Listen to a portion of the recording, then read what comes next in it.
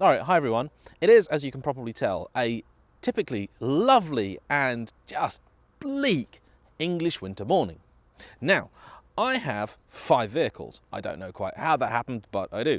I have the Evora, I have the Elise, I have a BMW M3, I have a Peugeot 207 van, and I have this, my 1989 Lotus Excel SE. Now, you could say that this is the least suitable of all of my cars for driving through the winter. And I disagree. In fact, I think if you've got a classic car hiding somewhere and you've just tucked it away for winter, you should maybe rethink that and perhaps give it a bit of a drive. Now, I'll tell you why. Okay, first things first. This car has a fiberglass body. So I'm not really worried about that rusting. And the chassis is zinc galvanized, so again, the salt that does appear eventually on British roads isn't going to kill it.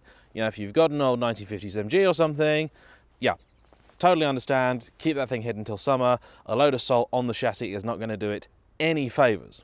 Before I actually bought a Lotus, I was looking for a long time buying either an early Esprit or a TVR. Not exactly cars known for their unshakable reliability, I know.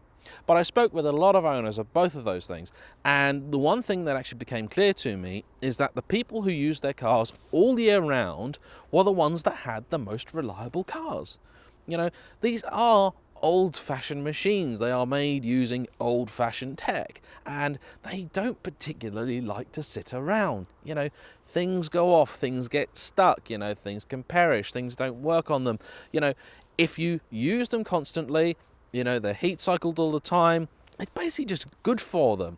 You know, in case of the engine, you know, this is a 180 horsepower 2.2 litre slant 4. It is effectively a racing engine of the late 60s, early 70s.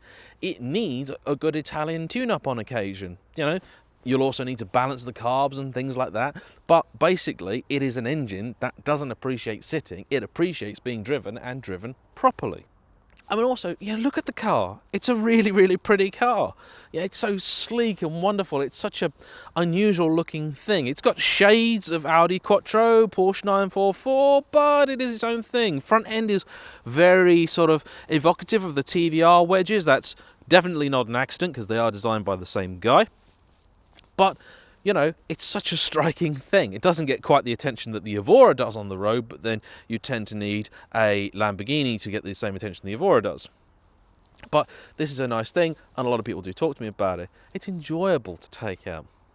It reminds you a lot of how cars used to be. You know, it's a little bit more involved. You as a driver have more tasks. You know, there's a lot of people that sort of discuss and say, okay, well, how far back do you want to go, you know, with cars? You know, people that lament the change from manual gear shifts to predominantly automatic. And, you know, you'll get people that then go, oh, well, you know, I suppose you want to also have to match gears up, you know, with you've got no synchros in the box and do all this sort of stuff. You know, do you want to chuck coal on the fire? Yeah, okay, all right, look.